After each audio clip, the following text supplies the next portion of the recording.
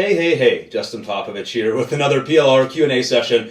And if you haven't seen this kind of session before, you'll see a little category link somewhere on this page. You can go back and look.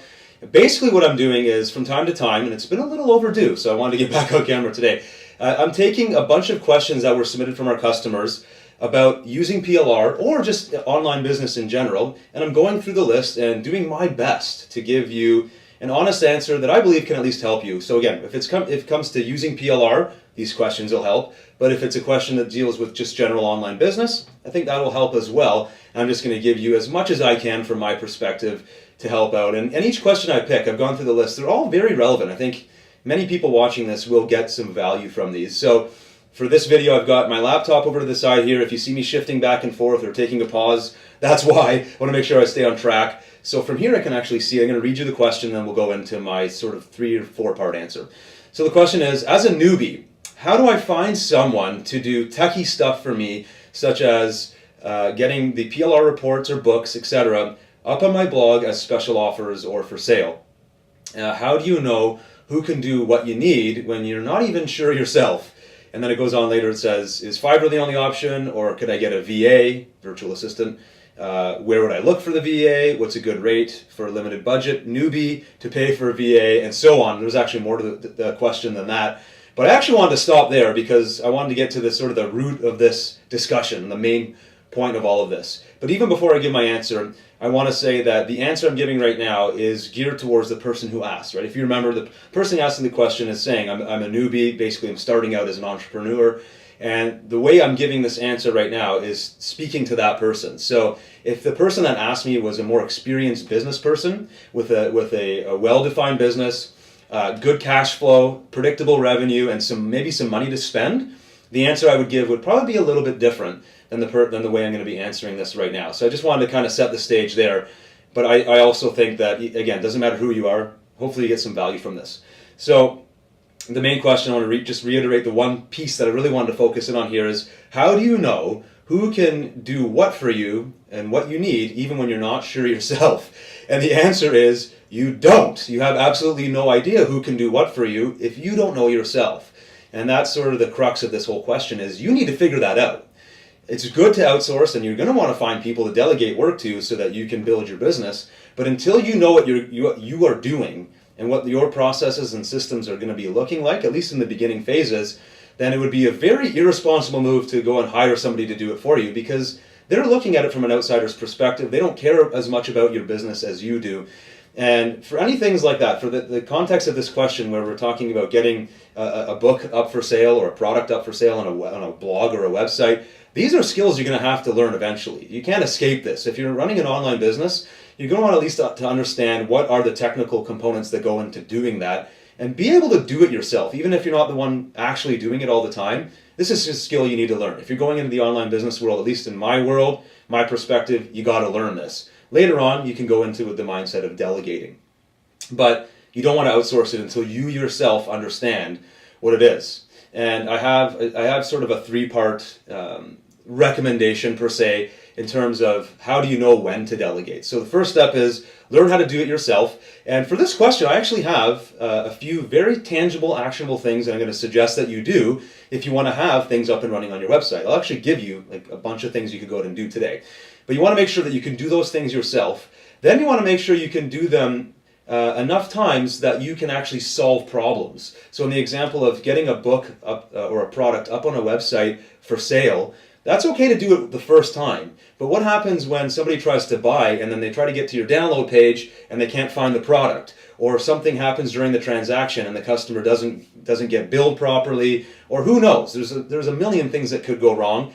You want to at least get to a level of proficiency where you've run your system through a few times, you've solved any immediate urgent problems that have come up, and you're at least at a point now where you can kind of see how this whole thing is going to work. You see how sales get made, you see how customer support tickets get handled, and so on. You get to a level of proficiency, and as you do these things, right, as you're setting up your sales pages and creating your buy buttons and delivering products to customers, you're documenting the steps very, very proactively, like literally writing down, open up WordPress, do this, do that. You're writing down all those steps so that when he gets to step 3 in my process here, which is actually handing it over to someone else, they know exactly how you've been doing it. And maybe that person's an expert or a specialist, and they can look for room for improvement on your system.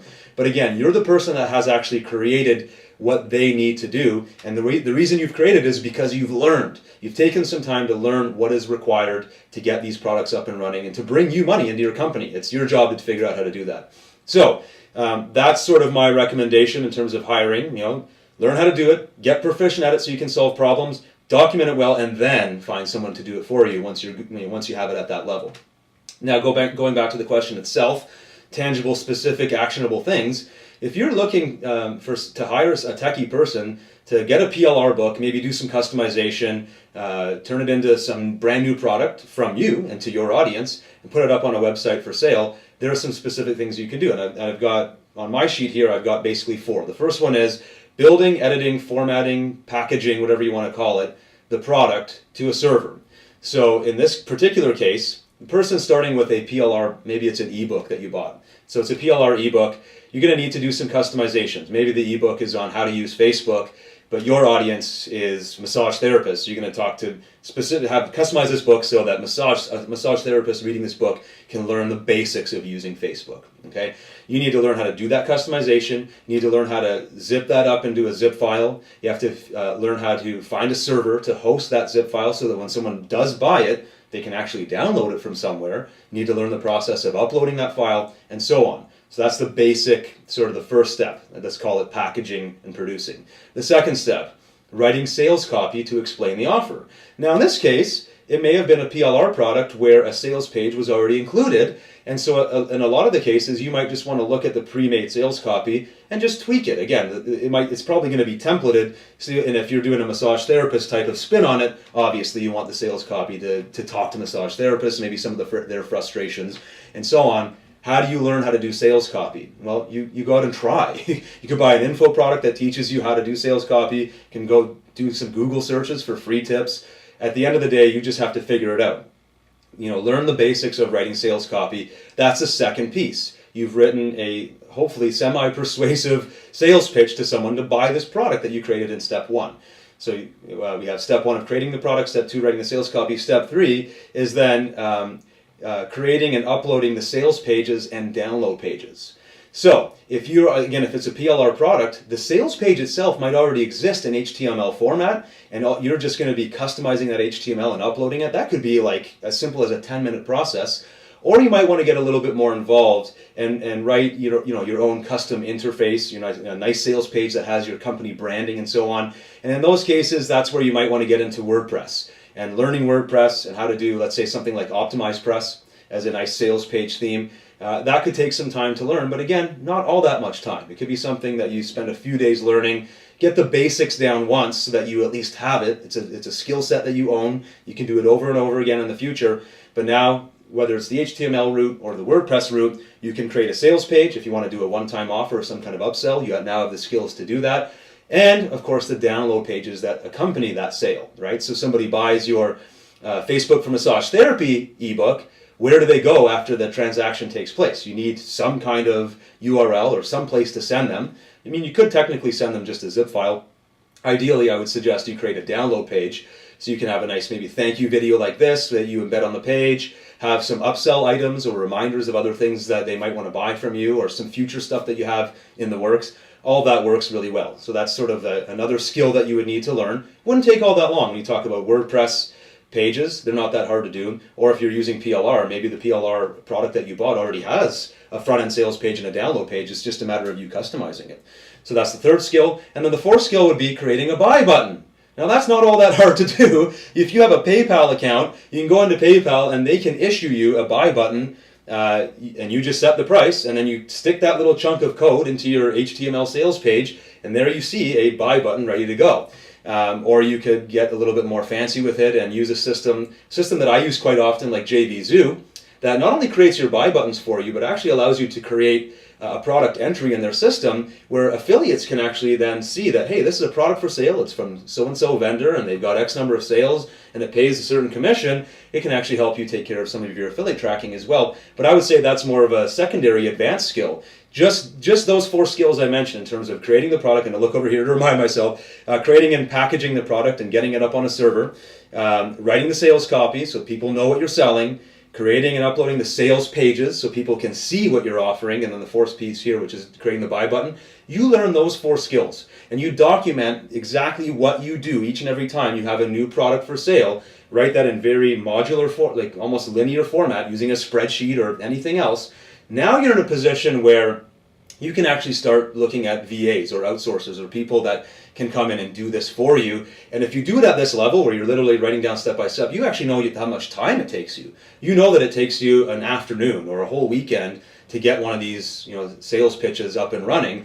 And if your time is, and if somebody can do it for you for, let's say, $100 or $200, is your weekend worth a couple $100? Well, if you're in the type of business where you're selling digital products and there's other money coming in, then it probably is. You can probably justify that investment. But only when you've documented the process well, and you know exactly what your outcome is, so that when you find that VA, you can tell them, here's the outcome, and here are the steps you use to get there. So that's sort of my key here. It's sort of a 2-part answer. I've given you some tips on at least my perspective on how to find your outsourcers or what to give them. But more importantly, even before you get to that step, what you need to do personally as a business owner, the skill level, the baseline level of skills you need to have, you want to make sure that you yourself, at least as the newbie, knows how to create that product and get it up on a server, write some sales copy, create some sales pages so you can look at your work here and does it look good, is it ready to go, and create those buy buttons, which is how you generate your revenue. You can do those 4 things, and then all those additional skills that come later, you can learn those as well. Now you're in a position to outsource. So a little bit long-winded, hope that helped. If you have any questions, let me know, and I look forward to speaking to you soon.